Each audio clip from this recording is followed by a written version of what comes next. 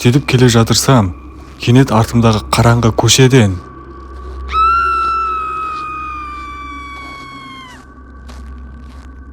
бір қыздың қатты айқайлаған дауысы шықты. Мен қатты қорқып кеттім және қаншер кезекті құрбанына шабуыл жасап жатыр деп ойлап, ол қызды құтқару үшін айқайлаған жаққа қарай бет алдым. Дәл осы қараңғы көшеден шыққан секілді болды, бірақ қызды байқамадым. Айқайда басылып қалды. Мүмкін бұл қаншердің тұзағы болар. Мен енді өз өміріме алаңдап кеттім.